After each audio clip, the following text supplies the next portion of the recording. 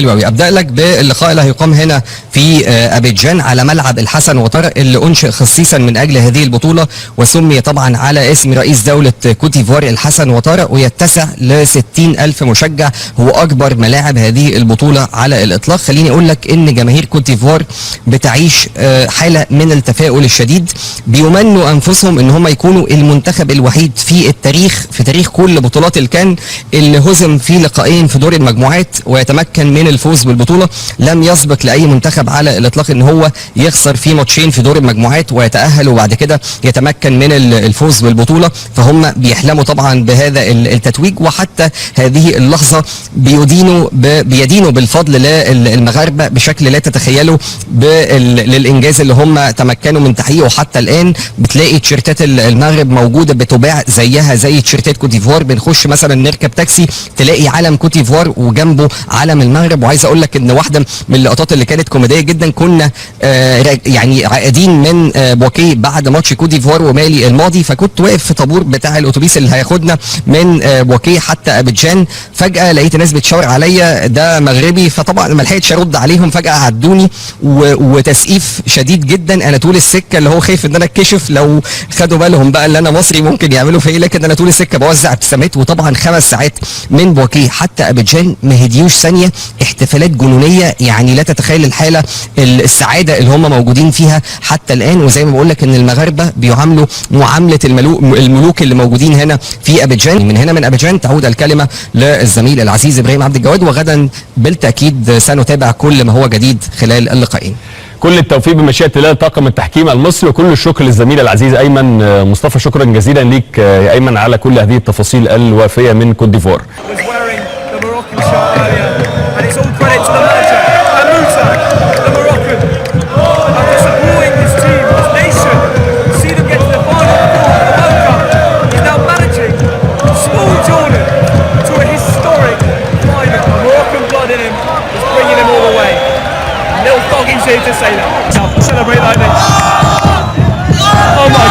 خلصت الرواية. الأردن في الفاينل. حيوا النشامة، حيوه. يلا يا نصر حيوا النشامة. قولوا ما شاء الله النشامة وصلوا على النبي. هي هي هي هي هي. ايه ده؟ والله مفرحينا. ده ال 13 اسيوي في المركز ال 13 اسيويا. دول ضاربين ماليزيا 4، متعادلين مع كوريا، خسرين مع البحرين مباراة تكتيكية، كسبان العراق 3-2، كسبان طاجكستان، والنهارده كسبان كوريا اللي كوريا بقى لها 65 سنة ما خدتش البطولة دي. ادي افراح الاردن، افراح الشارع، يستاهلوا. مبروك عليكم، فرحانين بيكم. ان شاء الله نحاول نكون موجودين معاكم والله في المباراة النهائية. بفكر يعني ان شاء الله اليوم فل كابتن، وحتى لما نلعب اللوسيل نعم. اذا كان الاردن وقطر اكيد راح يكون فل. نعم. الاردن وايران اكيد راح يجي كثير ناس طبعا. فالحمد لله متامل يكون حضور قوي ان شاء الله في الجماهير. ارجو يعني اليوم كمان عبيتي اليوم. ارجو انك تقبل جبين كل واحد من لاعبي المنتخب الاردني وكل واحد من الجهاز الفني اللي على راسهم الحسين عموته الحقيقه اللي عمل ما يشبه الاعجاز، وكل الافراد المنظومه.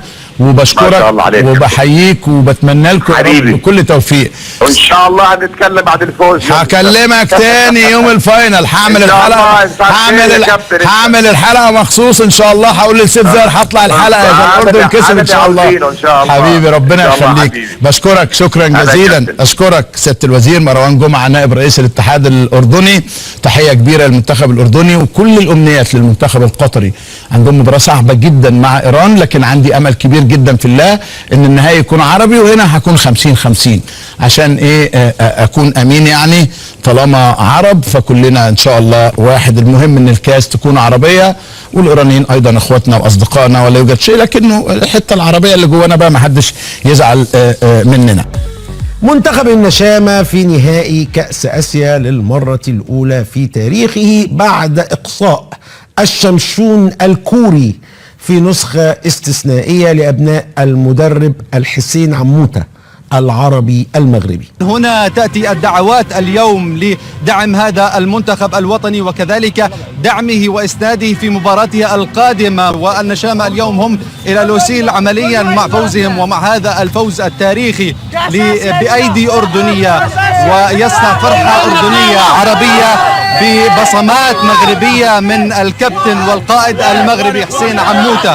أنا أتواجد حاليا في واحدة من النقاط المحلية والتي خصصتها السلطات الأردنية لمتابعة المباراة من خلال شاشات كبيرة موضوعة في الاستادات الرياضية. ليس فقط محبين وعاشقين لهذه الكرة الأردنية، إنما محبين للتألق العربي الذي أحوج ما نكون له هذا اليوم. وهذه الفرحة تذكرنا في الأردن بفرحة كأس العالم، وتحديدا وصول المنتخب المغربي إلى مراحل متقدمة في كأس العالم. هكذا كانت الشوارع تمتلئ بالمواكب وتمتلئ بالمحتفين بهذا الإنجاز العربي. اليوم نعيد هذا الفرح والذي أحوج ما نكون له هذا اليوم في ظل أن يقول لنا كلمة بمناسبة هذا الانتصار وهذه الفرحة.